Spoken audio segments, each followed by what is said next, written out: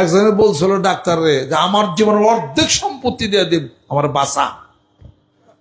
ও ডাক্তারে কথা না কেউ যদি আল্লাহ রে কইতো, আল্লাহ তুমি বাঁচাও, তুমি জানেন মালিক, লা হাওলা ওয়ালা কুওয়াতা ইল্লা বিল্লাহ, আল্লাহুম্মা ইন্নী আউযু বিকা মিনাল বারসাল জুযামি ওয়া মিন সাইয়্যিল আসকাম, যদি এই দোয়া যদি পড়তো বিসমিল্লাহিল্লাযী লা ইয়াদুররু মা ইসমিহি ফিল আরদি ওয়ালা ফিস সামাওয়াতি সামিউল আলিম, এটা যদি পড়তো, দোয়া যদি করতো, জিকির যদি করতো, কোরআন যদি তেলাওয়াত করতো, ও ডাক্তারের ভরসা করছে। ডাক্তার জানেন মালিক, ডাক্তার চেষ্টা মেলাই করছে কিন্তু বাঁচে নাই, কে অর্ধেক সম্পত্তি নাই, পাইয়া যাইতো তেলে।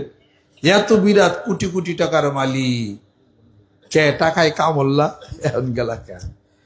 যার কাছে যাইতে হবে, যার কাছে যাইতে হবে সেখানেই তোমাকে হিসাবটা দিতে হবে। কুল্লুহুম আতিহি ইয়াউমাল কিয়ামাতি ফারদা, একাকী তার সামনে দাঁড়িয়ে তোমার হিসাবপত্র তোমাকে করতে হবে। তিনি কে?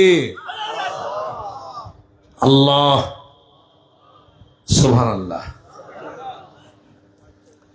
আল্লাহর আশিক, আল্লাহর পাগলেরা, কোরআনুল কারীমের দিক নির্দেশনা এমন কোন দিক নাই যেটার মধ্যে নির্দেশনা নাই। যেরকম সুবহানাল্লাহ। আমরা যে যেটা নিয়ে থাকি ওইটার কথাই আমরা বলি নাকি? কোন তবলিগ জামাত যারা করি ওরা সারাদিন খালি কোরআন শরীফ পৃষ্ঠা উল্টায়, কোন জায়গায় তবলিগের কথা আছে? ওরা হাদিস শরীফ উল্টায়, কোথায় কোথায় তবলিগের কথা আছে? আবার যারা ইসলামী হুকুমত কায়েম করার জন্য বাংলাদেশে যান জীবন বদ্ধপরিকর হয়ে রাজপথে আন্দোলনে যারা নামতেছে, ওরা খালি জিহাদের আয়াত খালি খুঁজে, গোটা কোরআন শরীফ দাগিয়ে শেষ করে হালাইছে কোন কোন জায়গায় জিহাদ আছে, এই কোন কোন জায়গায় আছে আন্দোলন করতে হবে, তা'মুরুন বিল মারুফ ওয়া নাহয়ু আনিল মুনকার কোথায় কোথায় আছে, হাদিস শরীফ কোরআন শরীফ গাইটে গুইটে একটা নোট বানিয়ে নিছে, এই জায়গায় জিহাদ করতে হবে।